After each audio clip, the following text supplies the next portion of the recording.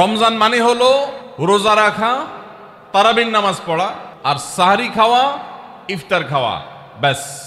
রোজা, তারাবি, সাহরি, ইফতার, এই চার জিনিসের নাম হলো আমাদের মুসলমানদের রমজান মাস। অথচ আমাদের প্রিয় নবী সাল্লাল্লাহু আলাইহি ওয়াসাল্লাম রমজান মাসে এই চার কাজের বাইরে আরো অনেক আমল, অনেক কর্মসূচি, অনেক কার্যতালিকা, অনেক আমলের তালিকা তিনি আমাদেরকে দিয়েছেন, যেটা আমরা মুসলমানরা অনেকেই জানি না।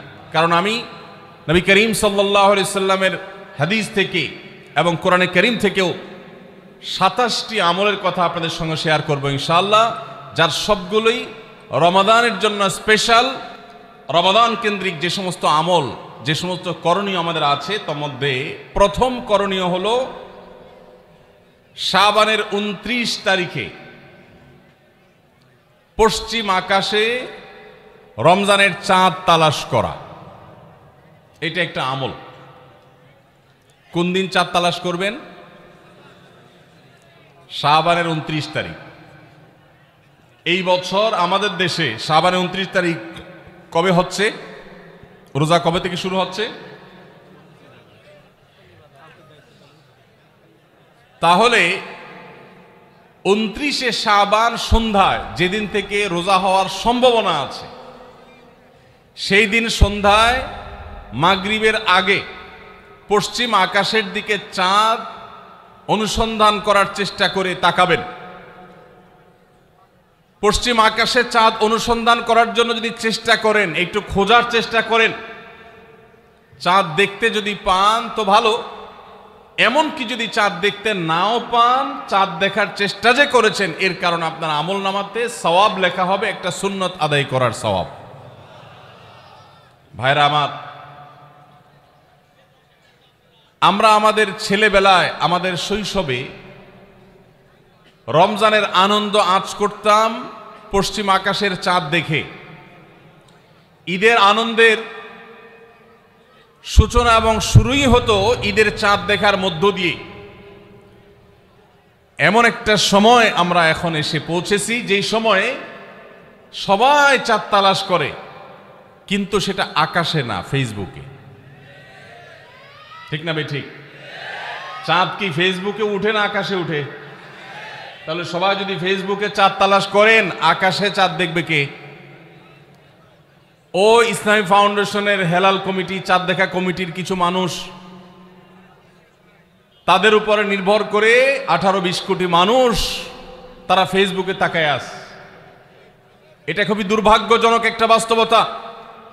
নবী করিম সাল্লাল্লাহু আলাইহি ওয়াসাল্লামের হাদিসটা আমরা লক্ষ্য করি, তিনি বলেছেন, সুমু লিরুয়াতিহি ওয়া আফতিরু লিরুয়াতিহি, তোমরা চাঁদ দেখে সিয়াম সাধনা করবে, চাঁদ দেখে রমাদান উদযাপন করবে, চাঁদ দেখে রমাদানের ইবাদত বন্দেগী করবে, আর চাঁদ দেখে তোমরা ঈদ উদযাপন করবে। চাঁদ দেখে তিনি আমাদেরকে রোজা রাখতে বলেছেন। অতএব চাঁদ দেখতে হবে কি হবে না? ভাইরা আমার, বিলুপ্ত হওয়া মৃত প্রায় সুন্নাহগুলোর মধ্যে থেকে একটা হলো চাঁদ তালাশ করার সুন্নাহ।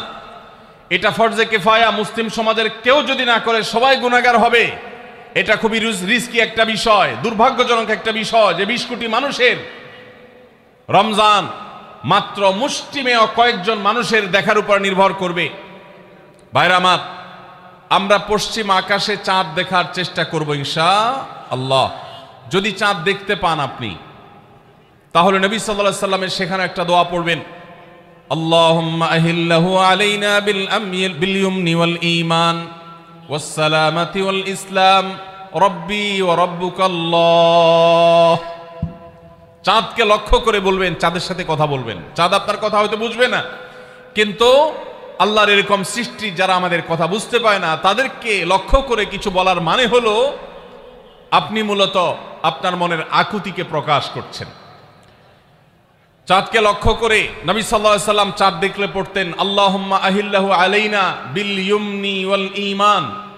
হে আল্লাহ, এই যে চাঁদ আমি দেখতে পাচ্ছি, এই চাঁদের পুরো মাসটাকে যে আমার জন্য বরকত এবং ঈমান দিয়ে পরিপূর্ণ করে দিন। এই চাঁদ পুরো মাস জুড়ে থাকবে, অতএব পুরো মাস জুড়ে এই চন্দ্র মাসে আমি আপনার কাছে আমার জীবনে প্রভূত বরকত, কল্যাণ এবং ঈমান আপনার কাছ থেকে চাই, ওয়াসসালামাতি ওয়াল ইসলাম, এবং আমি নিরাপত্তা চাই এই চাঁদ, এই চান্দ্রমাস আমার জন্য যেন নিরাপদ হয়, এবং ইসলামের সাথে যেন এই মাস আমি অতিবাহিত করতে পারি, ঈমানের সাথে যেন অটল অবিচল থাকতে পারি। রব্বি ওয়া রাব্বুকাল্লাহ, হে চাঁদ, তোমার সৃষ্টিকর্তা পালনকর্তা আর আমারও পালনকর্তা এক আল্লাহ। ভাইরা আমার, চাঁদ দেখার চেষ্টা করা যাবে তো ইনশাআল্লাহ? সোশ্যাল মিডিয়াতে আপনি চাঁদের খবর খোঁজেন, দোষ নাই, কিন্তু আমরা সবাই যদি সোশ্যাল মিডিয়াতে চলে যাই, পশ্চিম আকাশে চাঁদটা দেখবে কে? দুর্ভাগ্য। মসজিদ মাদ্রাসার ছাত্ররা, ওলামা একরাম, তারাও চাঁদ তালাশ করতে দেখা যায় খুবই কম, খুবই নগণ্য। আল্লাহ তাআলা আমাদের সবাইকে মৃত প্রায় সুন্নাহকে জিন্দা করার তৌফিক দান করুন। এই বছর 29শে রমাদান শুক্রবারে হবে না শনিবারে হবে? কে কে চাঁদ দেখবেন হাত তোলেন। আল্লাহ আমাদের সবাইকে চাঁদ দেখার তৌফিক দান করুন। মৃত সুন্নাহকে জিন্দা করার নিয়তে চাঁদ দেখবেন ইনশাআল্লাহ। আল্লাহ আমাদের সবাইকে আমল করার তৌফিক দান করুন। ভাইরা আমার, তাহলে রমজান কেন্দ্রিক প্রথম আমল পেয়ে গেলাম, প্রথম কর্মসূচি পেয়ে গেলাম, সেটা হলো শাবানের শেষ তারিখে পশ্চিম আকাশে চাঁদ তালাশ করব ইনশাআল্লাহ। নাম্বার 2, রমজানের দ্বিতীয় আমল, যেটা রমজানের প্রধান আমল মূলত কি সেটা বলেন দেখি। রমজানের প্রধান আমল কি ভাই? রোজা রাখা। মাশাআল্লাহ, উত্তর সঠিক। রমজান মাসের প্রধান আমল হলো রোজা রাখা। রোজা রাখার চাইতে এ মাসের বড় কোনো আমল হতে পারে না। রোজা রাখা রমজানের সুন্নত না মুস্তাহাব? ফরজ।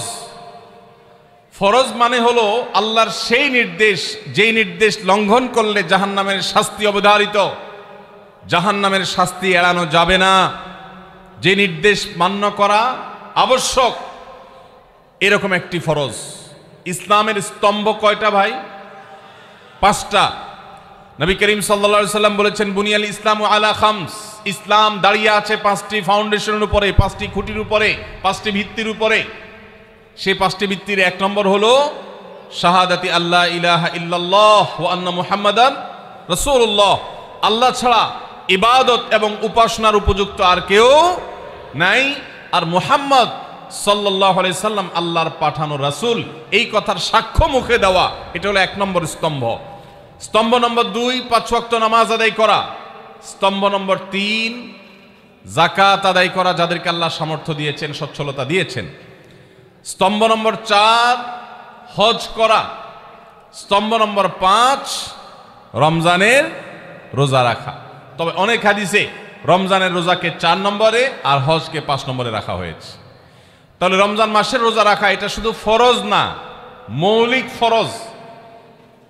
নবী করিম সাল্লাল্লাহু আলাইহি সাল্লাম বলেছেন, যদি কেউ জীবনে একটি রোজাও শরিয়া গ্রাহ্য ওজর ছাড়া কেউ যদি ভঙ্গ করে, রোজা না রাখে, রমজানের পরে যদি সে সারা জীবনও রোজা রাখে, দায় মুক্ত হয়তো হয়ে যাবে, সে কাজা আদায় করেছে, কাফারা আদায় করেছে, দায় মুক্ত হয়তো হয়ে যাবে, কিন্তু রমজানের একটা রোজা রেখে আল্লাহর কাছে যে পরিমাণ মর্যাদার অধিকারী হওয়ার কথা, সারা জীবন রোজা রেখেও রমজানের ওই একটা রোজার ক্ষতিপূরণ করা সম্ভব নয়।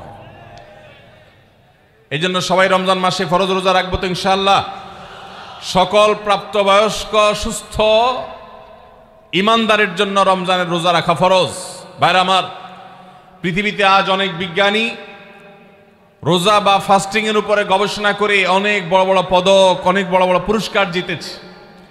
এখন ডাক্তাররাও আমাদেরকে বলে যে একটা সময় আমরা যেন ফাস্টিং করি, একটা সময় আমরা যেন না খেয়ে থাকি, এটা আমাদের স্বাস্থ্যের জন্য ভালো। নবী সাল্লাল্লাহু আলাইহি সাল্লাম সেই 1500 বছর আগে আল্লাহর দেয়া বিধান আমাদেরকে জানিয়েছেন। রমজানে পুরো মাস রোজা, শাবানে মুহররমে বেশি বেশি নফল রোজা, সোমবার বৃহস্পতিবার সাপ্তাহিক রোজা, চাঁদের 13, 14, 15 আইয়ামে বীজের মাসিক রোজা। নিয়মিতভাবে এই রোজা, এই সিয়ামগুলো যদি পালন করি আমরা, তাহলে আল্লাহর সন্তুষ্টি এবং জান্নাত লাভ যেমন হবে, ঠিক একইভাবে আমরা দুনিয়াতে সুস্থ সবল থাকতে পারবো। আমাদের শরীরে অতিরিক্ত যে চর্বি তৈরি হয়, বিশেষ করে আজকের বিশ্ব বাস্তবতায়, এই চর্বিগুলোকে বার্ন করার জন্য রোজার কোনো বিকল্প নাই। যদিও চর্বি বার্নের উদ্দেশ্যে রোজা রাখলে সে রোজা রোজা নয়। আমাদের উদ্দেশ্য হবে আল্লাহর সন্তুষ্টি অর্জন, পাশাপাশি পার্থিব উপকারিতা এমনি পেয়ে যাব। আল্লাহ আমাদের সবাইকে রমজান রোজা রাখার তৌফিক দান করুন। ভাইরা আমার, নবী করিম সাল্লাল্লাহু আলাইহি ওয়াসাল্লাম তিনি বলেছেন, যে ব্যক্তি রমজানে ঈমান এবং ইখলাসের সাথে আল্লাহকে খুশি করবার জন্য রমজান রোজা রাখবে, আল্লাহ তার পূর্বের সমস্ত গুনাহ মাফ করে দিবেন। অনেক যুবক আছেন গ্যাস্ট্রিকের অজুহাতে, অনেকে আছেন প্লাস্টিকের অজুহাতে রোজা রাখেন না। কারো গ্যাস্ট্রিক, কারো প্লাস্টিক। সামান্য একটু রোজা রাখতে যে যুবক পারে না, সে নিজেকে মুসলিম দাবি করে কোন মুখে? মাত্র 12-14 ঘন্টা যে না খেয়ে থাকার মতো চ্যালেঞ্জ নিতে পারে না, সে আবার কিসের মুসলমান দাবি করে নিজেকে? এই জন্য ভাইরা সবাই রোজা রাখবো তো ইনশাআল্লাহ। বাসা বাড়িতে বাচ্চাদেরকে কৈশোর বয়স থেকে তাদেরকে রোজা রাখতে শেখাবেন। সাহাবায়ে কেরাম আশুরার রোজা পর্যন্ত বাচ্চাদেরকে রাখাতেন এবং তাদেরকে খেলনা দিয়ে ভোলাতেন, রোজা রাখতে তাদের সাহায্য করতেন। আজ এমন এক প্রজন্ম আমরা গড়ে তুলছি, যেই প্রজন্ম শুধু ভোগ শিখেছে, ত্যাগ শিখে নাই। বাচ্চা কাচ্চাদেরকে দেখবেন মা বাপ বড় বড় মোবাইল, স্মার্টফোন তাদের হাতে তুলে দিচ্ছেন। তারা মুখ দিয়ে কোনো কথা বললেই সেটা নেওয়ার জন্য, কেনার জন্য বাপ মা অস্থির ব্যাকুল হয়ে যাচ্ছেন। তাদেরকে সংগ্রাম, ত্যাগ, চ্যালেঞ্জ নেওয়া, এগুলো তাদেরকে শেখাচ্ছেন না। মনে রাখবেন, ভোগ করতে কোনো যোগ্যতার দরকার হয় না, ত্যাগ করতে যোগ্যতার দরকার হয়। ভোগ করতে সবাই পারে, ত্যাগ করতে সবাই পারে না। এই জন্য সন্তানকে ভোগ নয়, ত্যাগ শেখাতে হবে। আল্লাহ আমাদেরকে তৌফিক দান করুন। আপনার বাচ্চা যদি রোজা রাখা শিখে, শখ করে রোজা রাখে, তাকে বাধা দিবেন না, তাকে রোজা রাখতে দিবেন। কারণ সে রোজা রাখার মধ্য দিয়ে গরিব অভাবী মানুষের কষ্ট অনুভব করবে, ফিল করবে। সে রোজা রাখার মধ্য দিয়ে আল্লাহর নৈকট্যের ফিলিংস তার মধ্যে আসবে, ইসলামী সংস্কৃতিকে সে অনুভব করবে, আঁচ করবে। এই জন্য সন্তানকে কৈশোর বয়স থেকেই, কিশোর বয়স থেকেই তাকে রোজা রাখতে সাহায্য করবেন ইনশাআল্লাহ। ঠিক আছে না ভাই? বাচ্চাদের প্রথম হয়তো রোজা অর্ধেক রাখবে, দুপুরে ভেঙে ফেলবে, এরপর না হয় বিকাল পর্যন্ত রাখবে, এরপর না হয় সন্ধ্যা পর্যন্ত রাখবে, কিন্তু অভ্যাস তাকে গড়ে তুলতে হবে। আল্লাহ আমাদেরকে তৌফিক দান করুন। ভাইরা আমার, তাহলে রমজানের প্রধান আমল রোজা রাখা। এই রোজা ইচ্ছাকৃত শরিয়া গ্রাহ্য ওজর ছাড়া ভাঙা জায়েজ নাই, হারাম। যদি কেউ ভাঙে অথবা না রাখে সে ফাসিক। অতএব এই রোজার চর্চা আমাদের করতে হবে। আল্লাহ আমাদের সবাইকে তৌফিক দান করুন। 2 নম্বর আমল হলো রমজান মাসে রোজা রাখা। 3 নম্বর আমল হলো রাতে তারাবির নামাজ আদায় করা। রাতে কি আদায় করা ভাই? তারাবির নামাজ আদায় করা কি ফরজ না নফল? ফরজ না সুন্নত? সুন্নত, সুন্নতে মুআক্কাদা। নবী করিম সাল্লাল্লাহু আলাইহি সাল্লাম বলেছেন, মান সামা মান কামা রমাদানা ঈমানান ওয়া ইহতিসাবা গুফিরা লাহু মা তাকাদ্দামা মিন যামবি। যে ব্যক্তি রমজান মাসে রাতে দাঁড়িয়ে তারাবির নামাজ পড়বে, তার পূর্বের সমস্ত গুনাহ খাতা মাফ করে দেওয়া হবে। এই জন্য তারাবির নামাজ পড়বো তো ইনশাআল্লাহ।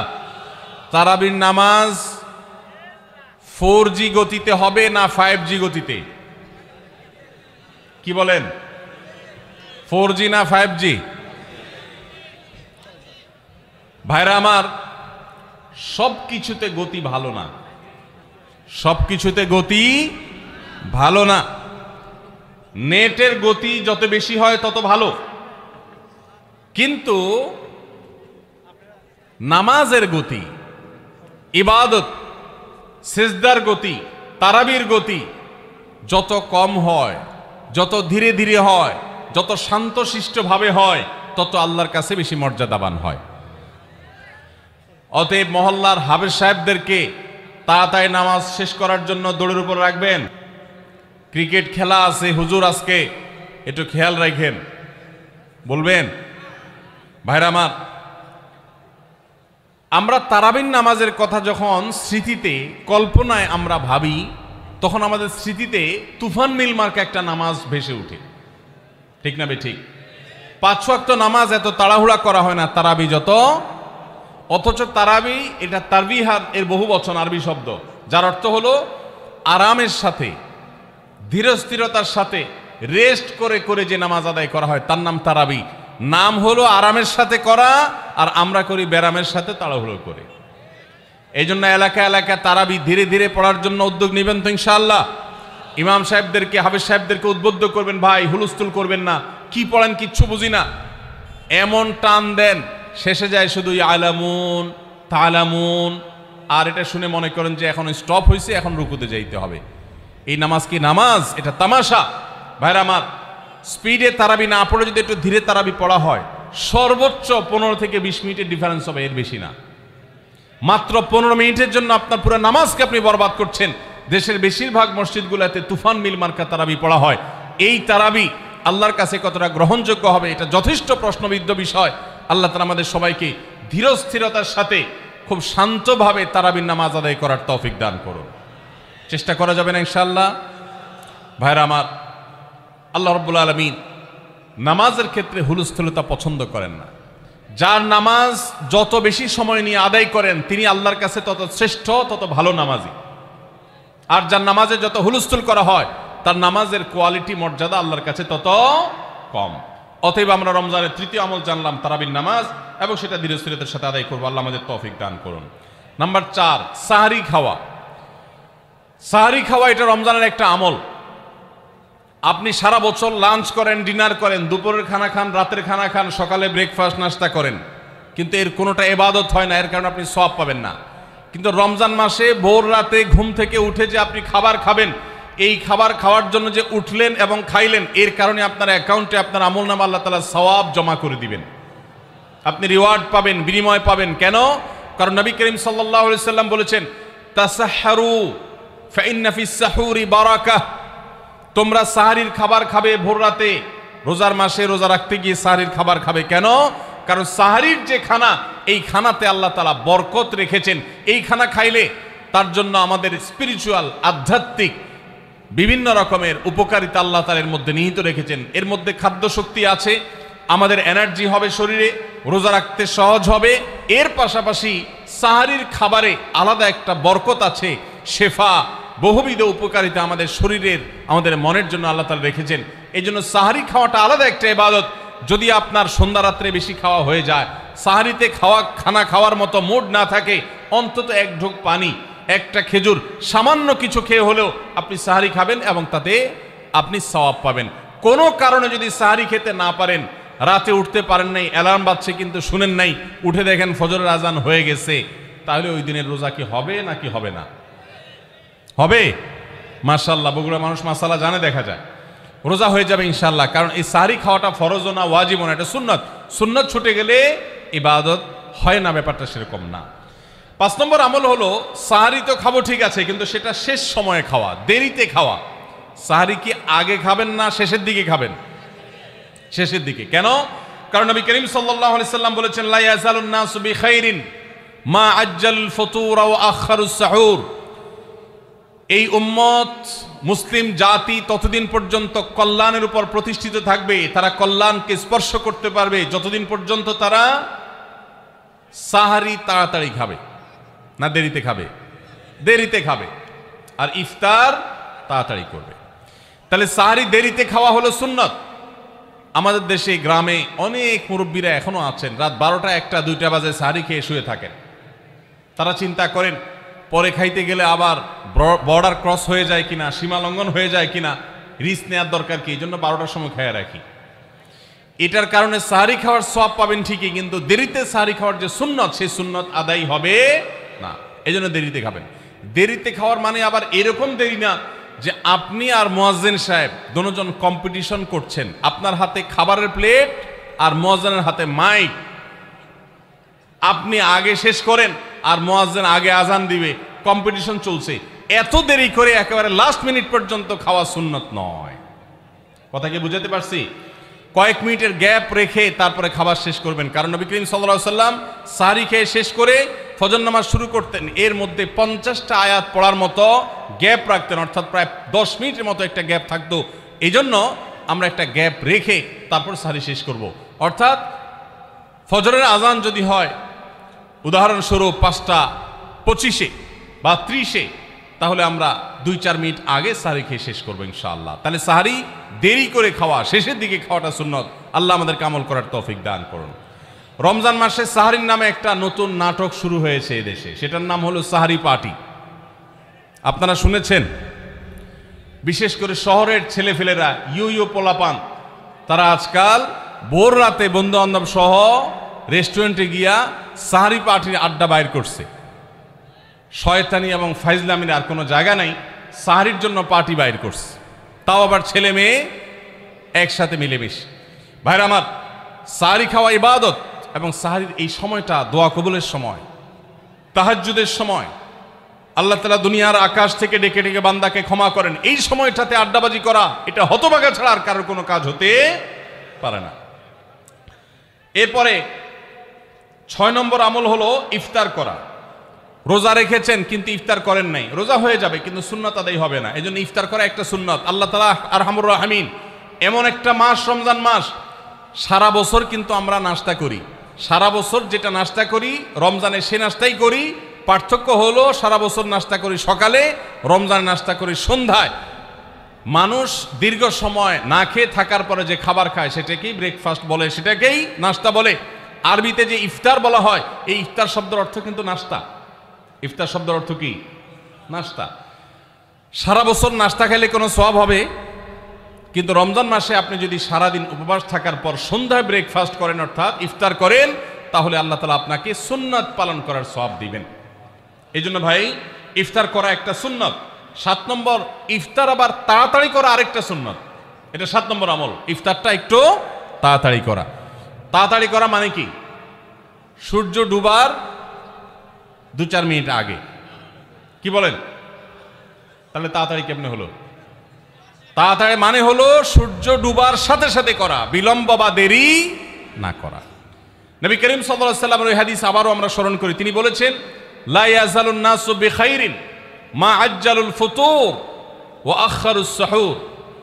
এই মানুষ, এই উম্মত ততদিন কল্যাণের উপরে প্রতিষ্ঠিত থাকবে যতদিন তারা ইফতার তাড়াতাড়ি করবে আর সাহরি দেরিতে করবে। ইফতার তাড়াতাড়ি করা এর মানে হলো সূর্য ডুবছে আর দেরি করবেন না। শিয়ারা এবং ইহুদিরা, তাদের মধ্যে রোজা আছে, ফাস্টিং আছে, তারা সেই রোজায় ইফতার করে হলো চতুর্দিক অন্ধকার হয়ে যাওয়ার পর, সূর্য ডুবার পর পর ইফতার করে না। তো এই জন্য নবী সাল্লাল্লাহু আলাইহি সাল্লামের আদর্শ হলো তার বিপরীত, অর্থাৎ সূর্য ডুবার পর পর ইফতার করে ফেলা, অতিরিক্ত বিলম্ব না করা। আল্লাহ আমাদেরকে আমলের তৌফিক দান করুন। 8 নম্বর আমল হলো ইফতারের দোয়া পড়া। ইফতারের দোয়া জানা আছে ভাই? কি দোয়া? আমরা একটা দোয়া কমন জানি বাংলাদেশে মানুষ, সেটা হলো আল্লাহুম্মা লাকা সুমতু আলা রিজকিকা আফতারতু। এটাও হাদিসে বর্ণিত হয়েছে, কিন্তু হাদিসের সনদ নিয়ে অনেকে কোনোটা নিয়ে আলাপ তুলেছেন, প্রশ্ন তুলেছেন। আল্লাহুম্মা লাকা সুমতু মানে হলো, হে আল্লাহ, আপনার উদ্দেশ্যে রোজা রেখেছি, ওয়া আলা রিজকিকা আফতারতু, এবং আপনার দেওয়া রিজিক দিয়ে ইফতার করেছি। আর ইফতারের আরেকটা দোয়া হলো যাহাবাজ জামা ওয়াবতাল্লাতিল উরুক ওয়া সাবাতাল আজরু ইনশাআল্লাহ। এটা একটা দোয়া। যদি এগুলো দোয়ামূলক নয়, আমরা দোয়া বলছি, এটা মূলত আল্লাহর কাছ থেকে একটা প্রত্যাশা। এর অর্থ হলো যাহাবাজ জামা, আমার পিপাসা দূর হয়ে গেছে, ওয়াবতাল্লাতিল উরুক, আমার শিরা উপশিরাগুলো সব সিক্ত হয়ে গেছে, ওয়া সাবাতাল আজরু ইনশাআল্লাহ, এবং আল্লাহ চাহেন তো এই রোজার বিনিময় আমার সাব্যস্ত হয়ে গেছে আল্লাহর কাছে, এটা স্থির হয়ে গেছে। এটা হলো ইফতারের দোয়া। ইফতারের দোয়াটা কি ইফতারের আগে করব না পরে করব? ইফতারের দোয়াটা যারা ইফতারের আগে করার পক্ষে তারা হাত তোলেন। অল্প সংখ্যক মানুষ, আর বাকিরা সবাই কি পরের পক্ষে না মাঝখানের পক্ষেও আছেন লোক? সব পরের। মাশাআল্লাহ, সব সূক্ষ্ম সূক্ষ্ম মাসআলা দেখি গাবতলী মানুষ জানে, মাশাআল্লাহ, অনেক অগ্রসর দেখা যায়। আল্লাহ আমাদের সবাইকে দিনের জন্য কবুল এবং মঞ্জুর করুন, মাশাআল্লাহ। ভাইরা আমার, ইফতারের দোয়াটা ইফতারের পরে করতে হয়, যেটা বেশিরভাগ মানুষ জানে না, কিন্তু আমি অবাক হলাম যে এখানে বেশিরভাগ মানুষ আপনারা জানেন, মাশাআল্লাহ, নলেজেবল মানুষ, বোঝা গেছে। ইফতারের দোয়ার অর্থের দিকে তাকালেই তো বোঝা যায় এটা আগে না পরে। দোয়ার অর্থের মধ্যে তাকালে আমরা দেখতে পাচ্ছি যে আল্লাহ শিরা উপশিরা সিক্ত হয়ে গেছে, পিপাসা দূর হয়ে গেছে, এগুলো তো ইফতারের পরেই হয়। অবশ্য আমি অর্থ আগে বলে দিছি, সেটা দেখে হয়তো আপনারা অনেকে বুঝে ফেলছেন, মাশাআল্লাহ।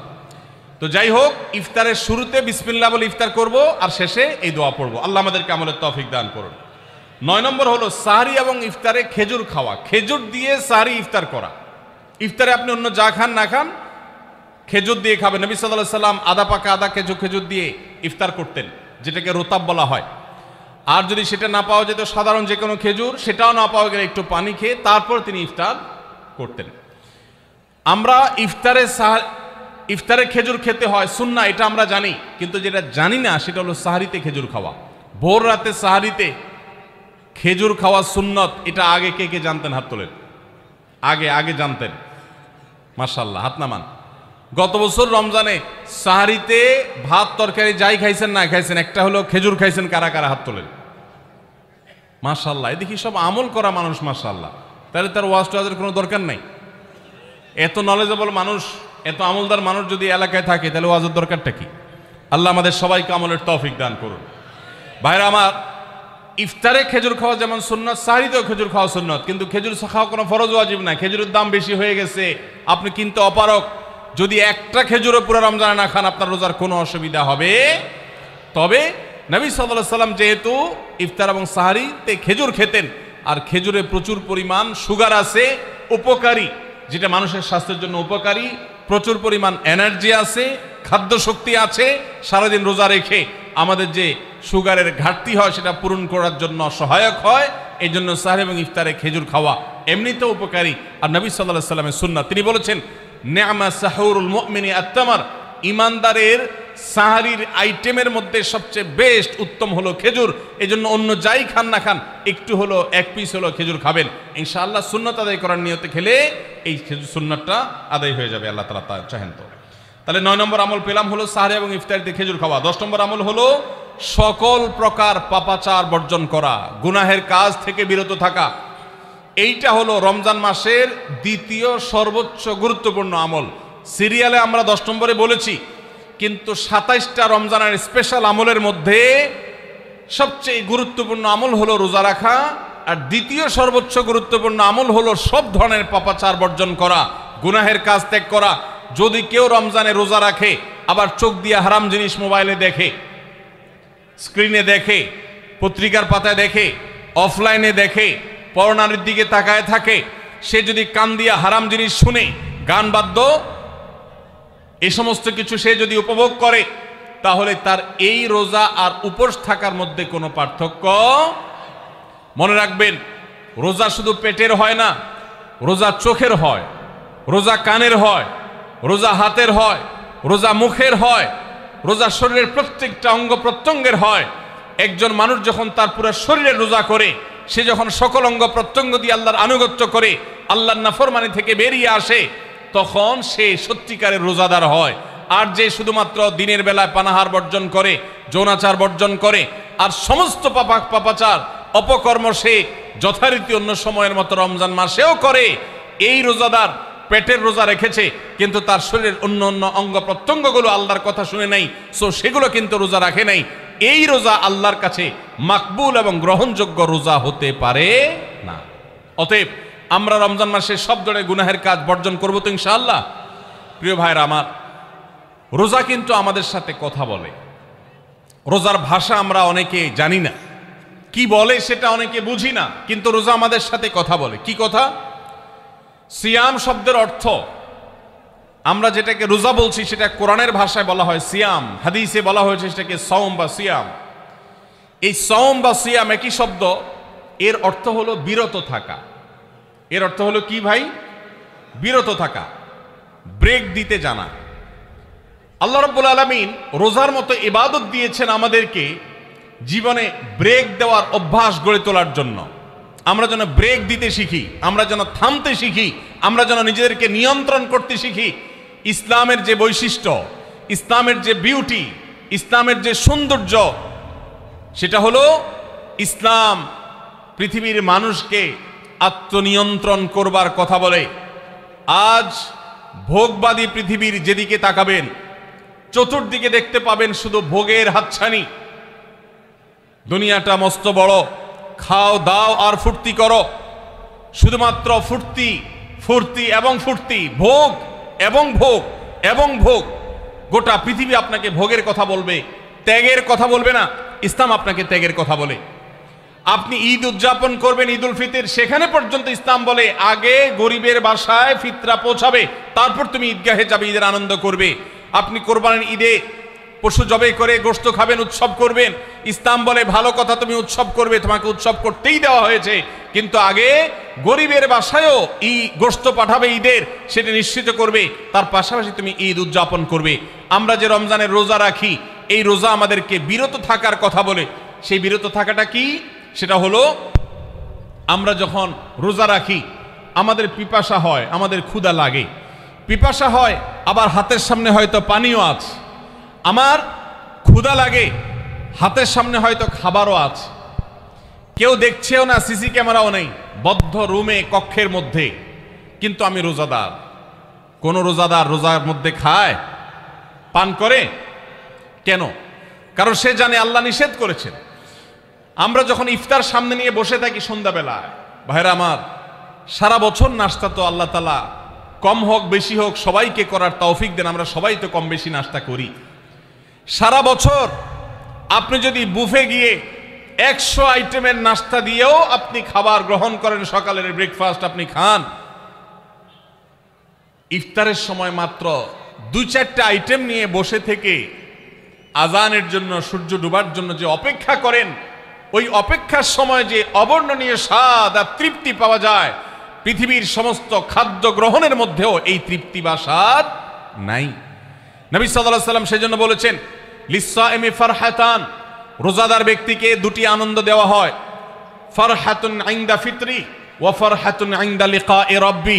একটা আনন্দ হলো ইফতারের সময়, অবর্ণনীয়, ভাষায় প্রকাশ করবার অযোগ্য, কি ভালো লাগা কাজ করে। ইফতারের জন্য আমরা বসে আছি, খাবার সামনে আছে, রকমারি শীতল শরবত সামনে আছে, রকমারি খাবারের পসরা সাজানো আছে টেবিলে, দস্তরখানে, এদিকে পেটে ক্ষুধাও আছে, কিন্তু আমরা মিনিট গুনছি, আমরা সময় দেখছি, ঘড়ির দিকে তাকিয়ে আছি, সূর্য কখন ডুববে। সূর্য ডুবেছে আর সাথে সাথে আমরা ইফতার করছি। এই যে আল্লাহর নির্দেশের অপেক্ষা, ইসলাম রোজার মাধ্যমে আমাদেরকে সেই শিক্ষাটা দিতে চায়। রোজা আমাদের সাথে সেই কথা বলে যে দেখো, তুমি জীবনে বিরত থাকতে শিখো, গোটা পৃথিবী তোমাকে ভোগ শিখাবে, ইসলাম তোমাকে ত্যাগ শিখাবে, ইসলাম তোমাকে কন্ট্রোল করা শিখাবে।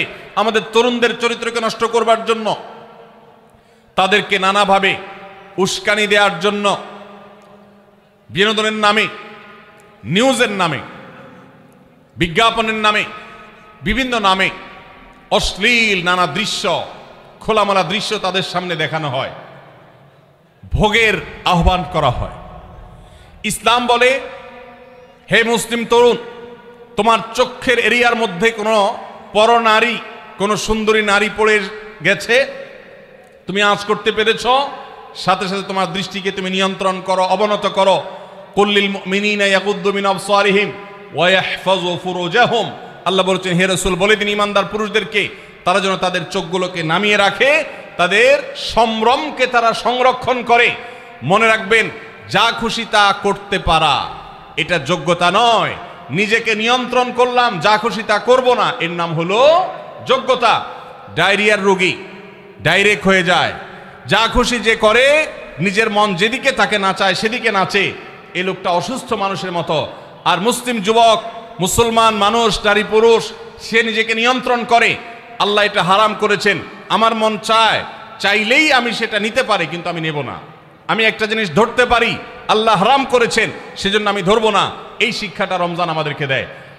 অতএব রমজানের সবচেয়ে গুরুত্বপূর্ণ আমল হলো এই 10 নম্বর আমল, সেটা হলো পাপাচার বর্জন করা।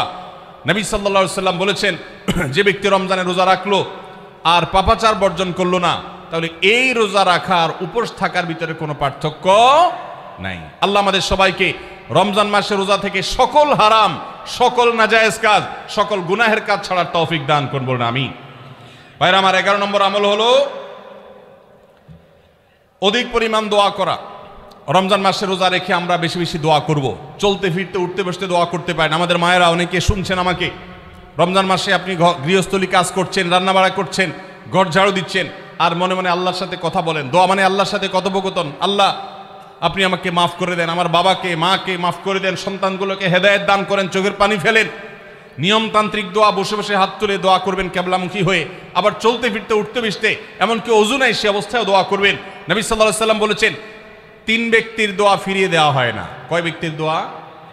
সালাসুন লা তুরাদ্দু দাওয়াতুহুম, 3 শ্রেণী মানুষের দোয়া ফিরিয়ে দেওয়া হয় না। এর ভিতরে এক শ্রেণী হলেন মাজলুম, কারোর জুলুমের শিকার হয়েছে।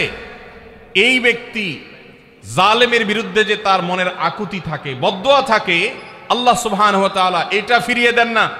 এই জন্য পৃথিবীর ইতিহাসের কোন জালিম আপনি দেখাতে পারবেন না যেই জালিমকে আল্লাহ ছেড়ে দিয়েছেন, আল্লাহ ছাড় দিয়েছেন কিন্তু চূড়ান্তভাবে ছেড়ে দিয়েছেন, এমন কোন জালিম আপনি দেখাতে পারবেন না। এই জন্য ভাই কখনো কোন অবস্থাতে কারো প্রতি আমরা জুলুম করব না। আল্লাহ আমাদেরকে সেটা মানার তৌফিক দান করুন। তাহলে 3 ব্যক্তির দোয়া কবুল হয়, ফেরত দেওয়া হয় না। তার ভিতরে একজন হলো মাজলুম, যার প্রতি আপনি জুলুম করেছেন, সে আপনার বিরুদ্ধে যে বদদোয়া করে, এটা লাগবেই লাগবে, আজ হোক আর 2 দিন পরে হোক। নাম্বার 2, মুসাফির, যে ব্যক্তি সফরে আছে, সফররত অবস্থায় সে যদি দোয়া করে, সে দোয়া আল্লাহ তাআলা কবুল করেন। 3 নম্বর হলো রোজাদার ব্যক্তি, as-সাইম হাত্তা ইফতির, রোজাদার ব্যক্তি সারাদিন ভর রোজা করলে ইফতার রাগ পর্যন্ত, সারাদিন দোয়া করলে ইফতার রাগ পর্যন্ত তার দোয়া কবুল হয়। এই জন্য রোজা রেখে আমরা বেশি বেশি আল্লাহর কাছে দোয়া করবো ইনশাআল্লাহ। চলতে ফিরতে উঠতে বসতে মনে মনে আল্লাহর সাথে কথা বললেন, চাওয়া দাওয়াকে পেশ করলেন, বাস এইটাই হলো দোয়া। এটা হলো আমাদের রমজান মাসের 11 নম্বর আমল, বেশি বেশি দোয়া করা। 12 নম্বর আমল হলো মিথ্যা এবং কাজ পরিহার করা। রমজানের সকল পাপাচার তো পরিহার করবই, বিশেষভাবে মিথ্যা কথা, মিথ্যা কাজ পরিহার করা। কারণ নবীজি সাল্লাল্লাহু আলাইহি ওয়াসাল্লাম এর জন্য আলাদা নির্দেশ করেছেন। তিনি বলেছেন, মাল্লাম ইয়াদা কাওলা যুরি ওয়াল আমালা বিহি ফালাইসা লিল্লাহি হাজা আন ইয়াদা তাআমাহু ওয়া শারাবা। যে ব্যক্তি রমজানের রোজা রেখে মিথ্যা কথা, মিথ্যা কাজ ছাড়লো না, তার উপোস থাকায় আল্লাহর কোনো ঠেকা পড়ে নাই। 13 নম্বর আমল হলো অশ্লীলতা এবং বিবাদ, বিতণ্ডা, ঝগড়া, এগুলো পরিহার করা। কারণ নবী করিম সাল্লাল্লাহু আলাইহি ওয়াসাল্লাম তিনি আমাদেরকে রমজান মাসে রোজা রেখে অশ্লীলতা পরিহার করতে বলেছেন। মোবাইলে হারাম জিনিস দেখলেন, টেলিভিশনে হারাম জিনিস দেখলেন, বা কোনো পত্রপত্রিকাতে খারাপ জিনিস, নিষিদ্ধ জিনিস দেখলেন, পরনারীর সৌন্দর্য দেখে আপনি হারাম স্বাদ নেয়ার চেষ্টা করলেন, তাহলে আপনার রোজার অঙ্গহানি হলো, রোজা প্রাণহানি হলো। এই রোজা নয়। এই জন্য এটাকে রমজান মাসে পরিহার করতে হবে, অন্য সময় তো বটেই। এবং সেই সাথে কেউ যদি আপনার সাথে ঝগড়া করতে আসে, নবীজি শিখাই দিয়েছেন, ফালিয়াকুল ইন্নী সায়েম, কেউ রোজা রাখা অবস্থায় ঝগড়া করতে আসলে বলবেন, ভাই আমি রোজাদার, আমি তোমার ঝগড়ার জবাব দিতে পারবো না। তাহলে ঝগড়া পরিহার করার জন্য রমজান মাসে আমরা এক্সারসাইজ করব। 14 নম্বর, যে কোনো ভালো কাজ, যে কোনো নেকামল রমজান মাসে বেশি বেশি করবেন। কেন? কারণ রমজানের শুরুতে একজন ঘোষক বলে, ইয়া বাগিয়াল খাইরি আকবিল, হে ভালো কাজ প্রত্যাশী, যে ভালো কাজ করতে চাও, রমজান মাসটাই হলো ভালো কাজের সওয়াব বেশি পাওয়ার। অতএব এই মাসে ভালো কাজ করে, নেকামল করে, ইবাদত করে, কোরআন তেলাওয়াত, জিকির, আজকার যত রকম আছে এগুলো করে জান্নাতের পথে অগ্রসর হয়ে যাও। 16 নম্বর আমল হলো রোজাদারকে ইফতার করানো, অর্থাৎ নিজে ইফতার করার পাশাপাশি অন্য কোন রোজাদারকে ইফতার করাইলে আল্লাহ তাআলা ওই রোজাদার যে পরিমাণ সওয়াব পাবেন, আপনাকেও সেই পরিমাণ সওয়াব দিবেন ইনশাআল্লাহ। 17 নম্বর আমল হলো বেশি বেশি কোরআনে কারীমের তেলাওয়াত করা। রমজান মাসে আল্লাহ তাআলা আমাদের সবাইকে, 15 নম্বর বাদ গেছে, মাশাআল্লাহ, এত মনোযোগ সহকারে কথা বলছে এবং নোট করছে দেখা যাচ্ছে। তাহলে আমরা আবার পেছনে যাচ্ছি ইনশাআল্লাহ। 15 নম্বর আমল হলো বেশি বেশি ইস্তেগফার করা। বেশি বেশি কি করা? ইস্তেগফার করা, অর্থাৎ ক্ষমা প্রার্থনা করা। কেন ক্ষমা প্রার্থনা বেশি করবেন? কারণ নবী করিম সাল্লাল্লাহু আলাইহি সাল্লাম বলেছেন, ওয়ালিল্লাহি উতাকাউ মিনান নার ওয়া যালিকা ফি কুল্লি লাইলা। রমজানের প্রত্যেক রাতে আল্লাহ তাআলা বহু মানুষকে জাহান্নাম থেকে মুক্ত ঘোষণা করেন। ভাইরা আমার, আমাদের পাপাচারের কারণে জাহান্নামীদের তালিকা নাম উঠে থাকলেও রমজানে আল্লাহ বহু মানুষকে ঠিক দেন যে এই লোককে জান্নাতি ঘোষণা করা হলো, জাহান্নাম থেকে মুক্ত ঘোষণা করা হলো। এই জন্য এই মাসে আল্লাহর কাছে বেশি বেশি মাফ চাইতে হয়, ইস্তেগফার করতে হয়, চোখের পানি ফেলে দোয়া করতে হয় যে আল্লাহ আপনি মাগফিরাত নসিব করেন। এটা হলো 15 নম্বর আমল। 16 নম্বর আমল হলো রোজাদারকে ইফতার করানো। নিজে ইফতার করবেন, পাশাপাশি রোজাদার ব্যক্তিকেও ইফতার করাবেন। নবী সাল্লাল্লাহু আলাইহি সাল্লাম বলেছেন, যদি কোনো ব্যক্তি কোনো রোজাদারকে ইফতার করায়, তাহলে যেই ব্যক্তি তাকে ইফতার করানেন তার রোজার সওয়াব তো সে পাবেই, আপনি ইফতার করায়া সমপরিমাণ সওয়াব লাভ করবেন ইনশাআল্লাহ। অতএব মসজিদে ইফতার দেওয়ার ব্যবস্থা করা যেতে পারে, রাস্তাঘাটে, বিশেষ করে পাবলিক পরিবহনে, এমনকি প্রাইভেট গাড়িতেও সন্ধ্যার সময়, ইফতারের সময় অনেক সময় খাবার থাকে না, তখন আপনি রাস্তায় দাঁড়িয়ে যদি সামান্য একটু খেজুর, সামান্য একটু পানি বিতরণ করতে পারেন, তাইলে সওয়াবটা পাওয়া যেতে পারে। আপনার বাসার আশেপাশে অনেক অভাবী মানুষ আছে, তাদের বাসায় আপনি ইফতার পৌঁছে দিতে পারেন, এর মাধ্যমে রোজাদারকে ইফতার করানোর সওয়াব পেতে পারেন। 17 নম্বর আমল হলো বেশি বেশি কোরআনে কারীমের তিলাওয়াত করা। কোরআনে কারীমের তেলাওয়াত রমজান মাসে বেশি বেশি করব। কেন? কারণ হলো এই মাসটাই হলো কোরআন নাজিলের মাস। আল্লাহ তাআলা রমজান মাসে কোরআন নাজিল করেছেন। আল্লাহ বলেছেন, শাহরু রমাদান আল্লাযী উনজিলা ফীহিল কুরআন হুদাল লিন-নাসি ওয়া বায়িনাতিন মিনাল হুদা ওয়াল ফুরকান। রমজান মাস এমন মাস যে মাসে আল্লাহ তাআলা কোরআন নাজিল করেছেন। এই জন্য এই মাসে বেশি বেশি রোজ কোরআন তেলাওয়াত করতে হবে। নবী করিম সাল্লাল্লাহু আলাইহি সাল্লাম বেশি বেশি রমজান মাসে কোরআন তেলাওয়াত করতেন। আমাদের পূর্বসূরি সালাফগণ কেউ কেউ রমজান মাসে অন্য সব আমল কমিয়ে দিয়ে কোরআন তেলাওয়াতটা সবচেয়ে বেশি করতেন। এই জন্য দিনে এবং রাতে বেশি বেশি করে কোরআন শুদ্ধতার সাথে সৌন্দর্যের সাথে তেলাওয়াত করব, অর্থ সহকারে বুঝে পড়ার চেষ্টাও পাশাপাশি করব ইনশাআল্লাহ। 18 নম্বর আমল হলো কোরআন পরস্পরকে শোনাশুনি করা, বুঝে পড়া। অর্থাৎ আপনি কোরআন তেলাওয়াত করবেন, আপনার স্ত্রী শুনবে, আপনার মা শুনবে, আপনার বোন শুনবে, আবার তারা তেলাওয়াত করবে, আপনি শুনবেন। আমরা তারাবির নামাজে এক পক্ষীয় তেলাওয়াত শুনি, হাফেজ সাহেব তেলাওয়াত করেন, আমরা শুনি, কিন্তু আমরা তেলাওয়াত করে আরেকজন শুনবে, এটা হয় না। নবী সাল্লাল্লাহু আলাইহি সাল্লাম রমজান মাস আসলে জিবরিল ফেরেশতার সাথে কোরআন শোনাশুনি করতেন। জিবরিল তেলাওয়াত করতেন, নবীজি শুনতেন, আবার আমাদের নবীজি তেলাওয়াত করতেন, জিবরিল শুনতেন। এটা একটা সুন্নত। এই সুন্নতটা বিলুপ্ত হয়ে গেছে, এটা নিয়ে চর্চা নাই। এই জন্য আমরা এটা বাসা বাড়িতে নতুন করে জিন্দা করব। আল্লাহ আমাদেরকে তৌফিক দান করুন। 19 নম্বর আমল হলো দান সাদাকা বেশি বেশি করা। নবীজি সাল্লাল্লাহু আলাইহি সাল্লাম এমনিতেই প্রচুর পরিমাণ দান করতেন, কিন্তু রমজান আসলে তার দানশীলতার পরিমাণ আরো বেড়ে যেত। এই জন্য অভাবী, প্রতিবেশী, গরিব, দুঃখী সবার ঘরে ঘরে আমরা আমাদের সাধ্য অনুযায়ী দান পৌঁছানোর চেষ্টা করব রমজান উপলক্ষে। এটা রমজানের 19 নম্বর স্পেশাল আমল, বিশেষ আমল। 20 নম্বর রমজানের কর্মসূচি হলো ভোর রাতে দোয়া করা। কারণ সারা বছর ভোর রাতে তাহাজ্জুদের নামাজ পড়া বা দোয়া করার সুযোগ আমাদের হয় না, কিন্তু রমজানে সাহরি খেতে তো এমনি ওঠেন। অতএব এই টাইমে দোয়া কবুল হয়। 24 ঘন্টার ভিতরে দোয়া কবুলের সবচেয়ে মোক্ষম সুযোগ, সবচেয়ে আদর্শ সময় হলো এই তাহাজ্জুদের সময়টা। ভাইরা আমার, ঢাকার একটি বড় কোম্পানি, বাংলাদেশের সবচেয়ে বড় শিল্প প্রতিষ্ঠান বললে ভুল হয়তো হবে না, অন্তত এটুকু বলা যায় যে প্রথম 3-4টি বড় প্রতিষ্ঠানের একটি। এরকম একটা প্রতিষ্ঠানের একজন কর্মকর্তা বছর 2-3 আগে আমার সাথে হঠাৎ দেখা। তিনি আমাকে দেখে বেশ আবেগ আপ্লুত হলেন এবং অনেকটা জড়িয়ে ধরলেন এবং বললেন, ভাই, আপনার একটি আলোচনা থেকে আমার জীবনের ভিতরে এমন এক পরিবর্তন আসছে যেটা অকল্পনীয়, অভাবনীয়। একটু কৌতূহল হয়ে জানতে চাইলাম কোনটা সেটা। তখন তিনি বললেন, ভাই, আমার জীবনে এমন একটা রোগ হয়েছে, যেই রোগ ট্রিটমেন্ট করার জন্য দেশে বিদেশে বিভিন্ন জায়গায় গিয়েছি, কোনো চিকিৎসা এর আমি পাই নাই। শেষ পর্যন্ত আশাহত হয়ে চাকরি ছেড়ে দিয়ে, শহর ছেড়ে দিয়ে গ্রামে গিয়ে বসবাস করা শুরু করছি এবং মৃত্যুর জন্য অপেক্ষা করছি। এর মধ্যে আপনার একটা আলোচনার ক্লিপ আমার চোখের সামনে আসলো সোশ্যাল মিডিয়ায়, তো এটা শুনলাম। সে আলোচনাটা ছিল আল্লাহর কাছ থেকে অসাধ্য সাধন করার সময় হলো ভোর রাত তাহাজ্জুদের সময়। আমি এই আলোচনা পুরোটা শোনার পর ওই রাতেই আমি ঘুম থেকে উঠে ভোর রাতে তাহাজ্জুদ পড়ে আল্লাহর কাছে বুক ভাসিয়ে মন ভরে কাঁদলাম, দোয়া করলাম। ওই ভাই বললেন যে আমি এত দোয়া করলাম, দোয়া করতে করতে দীর্ঘ সময় আমি পরিতৃপ্ত হলাম, আমার দোয়া শেষ হয়ে গেল। এরপর দোয়া করে শেষ করার পর ফজর নামাজের সময় হয়ে গেছে। আমার ফিল হলো, অনুভব হলো যে আমার শরীরে আর কোনো রোগবালাই এখন মনে হয় নাই। এবং তিনি গত 2 দিন আগেও তার সাথে আমি দেখা করলাম ঢাকায়, গতকালকে দেখা করলাম, 2 দিন আগে না, মাত্র 1 দিন আগে দেখা করলাম। তিনি এখন সুস্থ সবল হয়ে আবার তার চাকুরিতে ফিরে গিয়ে স্বপদে সমহিমায় আছেন। তিনি এক সহকর্মীকে ডেকে আমার সামনে বলছেন, এই তোমরা বলো তো, আমি আগে শারীরিকভাবে বেশি ফিট ছিলাম নাকি এখন বেশি ফিট? তখন তার সহকর্মী আমার সামনে বলছে, স্যার, আপনি আগে অনেক বেশি রাগারাগি করতেন, আপনি হট মেজাজি ছিলেন, অনেক বেশি অসুস্থ হয়ে যেতেন কিছু হলেই, কিন্তু এখন আপনি সে আগের সময়ের তুলনায় অনেক বেশি সুস্থ এবং ফিট। তিনি বললেন, ভাই, ভোর রাতের দোয়ার প্রভাব এত বেশি, তাহাজ্জুদের সময়ের দোয়া এত গুরুত্বপূর্ণ যে এই এক দোয়া আমার জীবনকে আমূল পরিবর্তন করে দিয়েছে।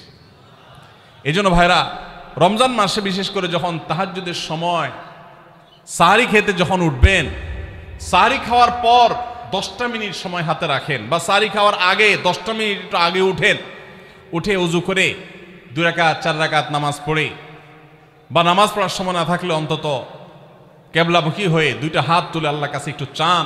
নবীজি সাল্লাল্লাহু আলাইহি সাল্লাম বলেছেন, রাতের শেষ প্রহর যখন হয়, দুনিয়ার আসমানে নেমে এসে আল্লাহ বান্দাদেরকে ডেকে ডেকে তাদের প্রত্যেকটা চাওয়া পূরণ করে দেন।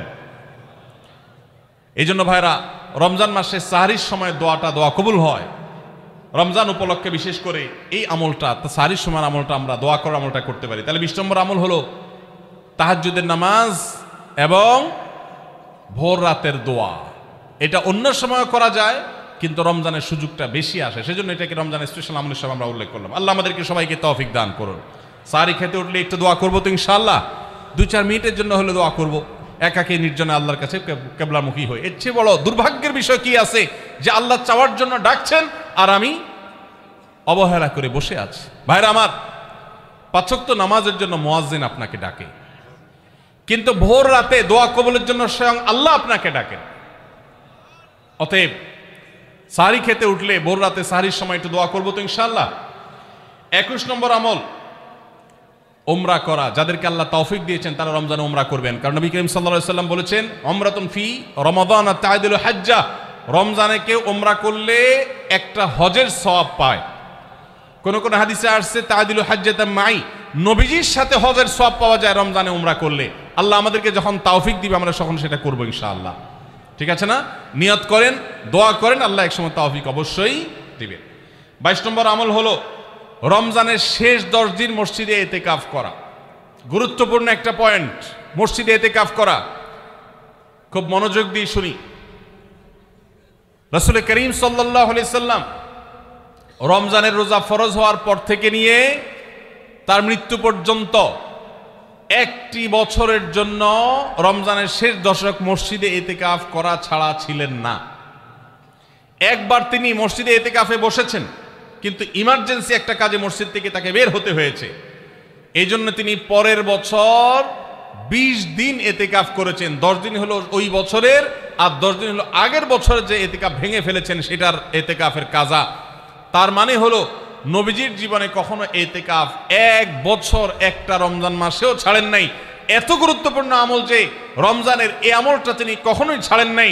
দুর্ভাগ্য আমাদের, এখানেও হয়তো বেশিরভাগ মুসলমান আমরা জীবনে একবারের জন্য রমজানের শেষ 10 দিন ইতিকাফ করি নাই। যে আমল নবীজি জীবনে কখনো ছাড়েন নাই সেটা আপনি জীবনে একবারও করেন নাই। এর চাইতে বড় হতভাগা উম্মত আর কি হতে পারে? ভাইরা আমার, 3টি আমলের নগদ তৃপ্তি আমি অন্তত অনুভব করি। আমি আমার সে অভিজ্ঞতার আলোকে আপনাদেরকে উদাত্ত আহ্বান করতে চাই, রমজানের শেষ দশকে আপনারা ইতিকাফ করুন। যে 3টি আমলের তৃপ্তি, নগদ স্বাদ, অবর্ণনীয় ভালো লাগা কাজ করে, অন্তর্জগতে প্রশান্তিতে পরিপূর্ণ হয়ে যায়, সেই 3টি ইবাদতের একটি হলো আরাফাতের ময়দানের দোয়া। এটার সাথে কোনো কিছুর কম্পেয়ার হয় না। অবর্ণনীয় এক তৃপ্তি লাগে আরাফাতের ময়দানে দোয়া করতে। দ্বিতীয় হলো সিজদায় গিয়ে চোখের পানি ফেলে আল্লাহর কাছে দোয়া করতে অসম্ভব ভালো লাগা কাজ করে। ভোর রাতে দোয়াতেও একই স্বাদ পাওয়া যায়। আর 3 নম্বর হলো রমজানের শেষ দশকের ইতিকাফ। ইতিকাফ যে একবার করেছে সে জীবনে বারবার করে, তাকে আর ফেরানো যায় না। এজন্য ভাইরা, রমজানের শেষ দশকে আমরা আল্লাহর ঘরে বসে গিয়ে ইতিকাফ করার চেষ্টা করবো তো ইনশাআল্লাহ। অনেক এলাকায় বৃদ্ধ মানুষ, বুড়া মানুষ বসায় দেওয়া হয় টাকা পয়সা দিয়ে। যে টাকা নিয়ে ইতিকাফ করে সেও গুনাহগার, আর যারা টাকা নিয়ে ইতিকাফে বসায় তারাও গুনাহগার, কারণ ইবাদত টাকা পয়সা দিয়ে চলবে না। রমজানের শেষ দশক মসজিদে ইতিকাফ করবো তো ইনশাআল্লাহ। আল্লাহ আমাদেরকে তৌফিক দান করুন। যুবক ভাইরা, একটাবার বসে দেখেন, অসম্ভব ভালো লাগা কাজ করে, মনে হয় যে আল্লাহর মেহমান আমি, এই ফিলটা হয়। কারণ আল্লাহর ঘরে এসে বসে আছেন আপনি কারোর কাছে কোনো কিছু চেয়েছেন, চাইতে চাইতে একটা পর্যায়ে তার পাও জড়িয়ে বসে গেলেন, একদম বসে গেলেন, তার ঘরের সামনে বসে পড়লেন। ইতিকাফটা অনেকটা এরকম। রমজানের প্রথম 20 দিন আল্লাহর কাছে হাত দিয়ে দোয়া করলাম, আর শেষ 10 দিন একজন মসজিদে গাঁটটি বসকা নিয়ে পড়ে গেলাম। ব্যাপারটা হলো কারো পায়ে ধরে পড়ে যাওয়ার মতো। আশা করা যায় ইতিকাফকারীকে আল্লাহ তাআলা ক্ষমা না করে মসজিদ থেকে ফেরাবেন না। এজন্য ইতিকাফ করার চেষ্টা করবো তো ইনশাআল্লাহ। আমরা ব্যস্ততার অজুহাত দেই। ভাইরা আমার, যে কোনো মুহূর্তে দুনিয়া থেকে চলে যেতে হতে পারে। এই জন্য এই রমজানে প্ল্যান করেন, যত ব্যস্ত হন না কেন। আমি তো আমার সমস্ত ব্যস্ততাকে এক পাশে ঠেলে রেখে, আল্লাহ আমাকে যখন থেকে তৌফিক দিয়েছেন রমজানের শেষ দশক ইতিকাফ ছাড়া বাইরে থাকবো এটা চিন্তাও করি না। এই জন্য যুবক ভাইদেরকে বলবো, প্রত্যেকটা মহল্লাতে 2 জন 5 জন 10 জন করে যুবকরা বসেন, কোরআনের গ্রুপ স্টাডি করেন, কোরআনের পাঠচক্র করেন, নিজেরা কোরআন হাদিসের আলোচনা করেন, রোনাজারি এবং দোয়া করেন, 10টা দিন আল্লাহর সাথে কানেক্টেড হওয়ার চেষ্টা করেন, 12 মাস ইবাদত দাওয়াতের কাজ ইসলামের কাজ করবেন, ইনশাআল্লাহ সেখানে বরকত পাবেন। রমজানের শেষ দশকে ইতিকাফ করবেন তো ইনশাআল্লাহ। আল্লাহ আমাদের সবাইকে তৌফিক দান করুন। 23 নম্বর আমল হলো শেষ দশকে ইবাদতের মাত্রা বাড়িয়ে দেওয়া। আমরা উল্টাটা করি। আমাদের দেশে রমজানের প্রথম দশকে মসজিদ ফুল হয়ে, বারান্দা ফুল হয়ে, রাস্তায়ও মুসল্লি দাঁড়ায়।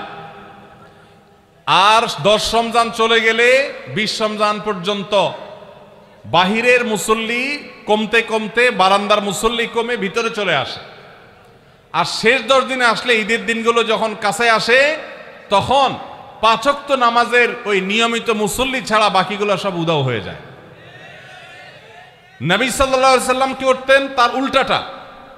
আমাদের আয়েশা বলেছেন, কানা ইয়াজিতাহিদু ফীহি মা লা ইয়াজিতাহিদু ফী গায়রি। আমাদের নবীজি সাল্লাল্লাহু আলাইহি সাল্লাম রমজানের শেষ দশকে ইবাদতের জন্য যত কষ্ট করতেন, যত সাধনা করতেন, অন্য কোন সময় ইবাদতের জন্য এত সাধনা করতেন না। অথচ আমরা দেখা যায় শেষ দশক অবহেলা কাটাই। এই জন্য ভাইরা, শেষ দশকে ইবাদতের পরিমাণ আরো বাড়িয়ে দিতে হবে, আমলের পরিমাণ বাড়িয়ে দিতে হবে। এটাই আল্লাহ তাআলার নির্দেশনা, সেটাই রমজানের শেষ দশকের আমল। 24 নম্বর আমল হলো শেষ দশকে পরিবারকে ঘুম থেকে ডেকে তোলা। এটা আলাদা সুন্নাহ। নবী সাল্লাল্লাহু আলাইহি সাল্লাম রমজানের শেষ দশক হলে কানা ইদা দাখালাল আশর আহইয়া লাইলা ওয়া আইকাযা আহলা। তিনি পরিবারকে ঘুম থেকে ডেকে তুলতেন এবং স্ত্রী সঙ্গ ত্যাগ করতেন। শেষ দশক কোমর বেঁধে ইবাদত করতেন। এটা 24 নম্বর আমল। তাহলে শেষ দশক পরিবারকে ঘুম থেকে ডেকে তোলা। নবীজি অন্য কোনো সময় ঘুম থেকে ইবাদতের জন্য ডাকতেন না, নফল নামাজ যার ইচ্ছা সে পড়বে, যার ইচ্ছা পড়বে না। কিন্তু শেষ দশক এত বড় অফার, এত বড় সুযোগ, কারণ লাইলাতুল কদর শেষ দশকে আছে। এই জন্য এই দশকে ইবাদতের জন্য পরিবারকে তিনি ডেকে তুলতেন। তারা শুয়ে থাকুক, তিনি এটা সহ্য করতেন না। এই জন্য 24 নম্বর আমল হলো রমজানের শেষ দশকে পরিবারকে ঘুম থেকে ডেকে তোলা এবং স্ত্রী সঙ্গ ত্যাগ করা শেষ দশকের জন্য। 25 নম্বর আমল হলো লাইলাতুল কদর অনুসন্ধান করা। রমজানের শেষ দশকের প্রত্যেকটা রাতে কিন্তু শবে কদর হতে পারে, বিশেষ করে বেজোড় রাতে 21, 23, 25, 27, 29 এই রাতগুলোতে লাইলাতুল কদর হওয়ার সম্ভাবনা অনেক জোরালো। সৌদি আরবের মানুষ তাদের বেজোড় রাতে তালাশ করবে, আমরা আমাদের বেজোড় রাতে তালাশ করব ইনশাআল্লাহ। নবীজি সাল্লাল্লাহু আলাইহি সাল্লাম বলেছেন যে তাহাররাউ লাইলাতুল কদর ফিল বিত্রি মিনাল আশরিল আওয়াখির মিন রমাদান। রমজানের শেষ দশকের বেজোড় রাতগুলোতে তোমরা শবে কদর হতে পারে সে আশা বেশি বেশি করে ইবাদত বন্দেগী করো। লাইলাতুল কদরের ইবাদতকে আল্লাহ বলেছেন লাইলাতুল কদরে খায়রুম মিন আলফি শাহর। 1000 মাস, 1000 মাস ইবাদত করলে যে সওয়াব পাওয়া যাবে, লাইলাতুল কদরের এক রাতের ইবাদতের সওয়াব তার চাইতে বেশি হবে। সেই রাত কোনটা আল্লাহ নির্দিষ্ট করেন নাই। এই জন্য শেষ দশকের প্রত্যেকটা রাতেই ইবাদত করার চেষ্টা করা, স্পেশালি বেজোড় রাতগুলোতে। 26 নম্বর আমল হলো লাইলাতুল কদরের আশায় বিশেষ দোয়া পড়া। সেটা কি? আল্লাহুম্মা ইন্নাকা আফুউন তুহিব্বুল আফওয়া ফাআফু আন্নি। আল্লাহ আপনি ক্ষমাশীল, আপনি ক্ষমাকে ভালোবাসেন, অতএব আমাদেরকে ক্ষমা করে দিন। এটা রমজানের শেষ দশকের প্রত্যেক রাতে পড়বেন। যে রাতটা একটু শান্ত শিষ্ট, একটু শীতল, একটু বৃষ্টিভাব, একটু লাইলাতুল কদরের আবহাওয়া বোঝা যায়, সেই রাতকে লাইলাতুল কদর আশা করে, প্রত্যাশা করে বেশি বেশি দোয়া পড়বেন, আল্লাহুম্মা ইন্নাকা আফুউন তুহিব্বুল আফওয়া ফাআফু আন্নি। তাহলে 26 নম্বর আমল হলো লাইলাতুল কদরের দোয়া পড়া। আর 27 নম্বর সর্বশেষ আমল হলো ফিতরা আদায় করা। অর্থাৎ রমজান মাসের রোজাতে যদি ভুল ত্রুটি হয়, এটা রিফাইন্ডের কাজ হয়ে যায়, রিফ্রেশমেন্টের কাজ হয়ে যায় ফিতরার মাধ্যমে। প্রত্যেক সচ্ছল ব্যক্তি তার নিজের পক্ষ থেকে, নিজের স্ত্রী এবং নিজের ছোট বাচ্চাদের তরফ থেকে ফিতরা আদায় করবেন। প্রাপ্তবয়স্ক সন্তান থাকলে তারা তাদেরটা আদায় করবে, আর না হলে বাপও তাদেরটা আদায় করতে পারে। ফিতরা স্বরূপ গরিবদের বাসায় একদিনের খাবার এটা পৌঁছে দিতে হবে। এটা হলো ফিতরা। ঈদের নামাজের আগ পর্যন্ত এটা আদায় করার নির্দেশ নবী সাল্লাল্লাহু আলাইহি সাল্লাম দিয়েছেন। তাহলে 27 নম্বর আমল হলো ফিতরা আদায়। এটার মাধ্যমে রমজানের আমল শেষ হয়ে যাবে।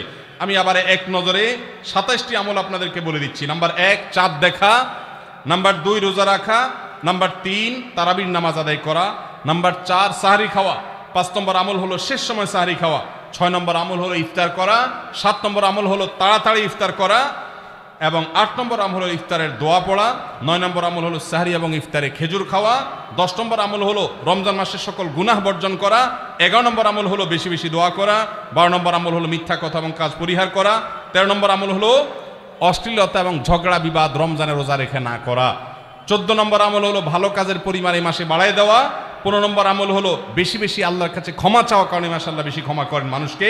16 নম্বর আমল হলো অন্য রোজাদারকে ইফতার করানো, তাদের বাসায় ইফতার পাঠানো। আর 17 নম্বর আমল হলো বেশি বেশি কোরআন তেলাওয়াত করা। 18 নম্বর আমল হলো কোরআন নিজে পড়ে আরেকজনকে শোনানো, আবার তার তেলাওয়াত নিজে বসে শোনাশুনি করা। 19 নম্বর আমল হলো দান সাদেকা করা। 20 নম্বর আমল হলো তাহাজ্জুদ এবং বিশেষ করে ভোর রাতে সারি খেতে উঠে দোয়া করা। আর 21 নম্বর আমল হলো উমরা করার সামর্থ্য থাকলে। 22 নম্বর আমল হলো ইতিকাফ করা শেষ দশকে। 23 নম্বর আমল হলো শেষ দশকের বেজর রাতে, শেষ দশকের প্রত্যেকটা রাতে ইবাদতের পরিমাণ বাড়িয়ে দেওয়া এবং বিশেষভাবে রাত্রি জাগরণ করা শেষ দশক।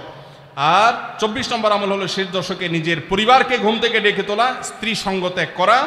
25 নম্বর আমল হলো লাইলাতুল কদর অনুসন্ধান করা। 26 নম্বর আমল হলো লাইলাতুল কদর বিশেষ দোয়া পাঠ করা। আর 27 নম্বর আমল হলো ফিতরা দেওয়া। আল্লাহ আমাদের সবাইকে এই 27টা আমল দিয়ে আমাদের রমজান মাসকে সাজাবার তৌফিক দান করুন।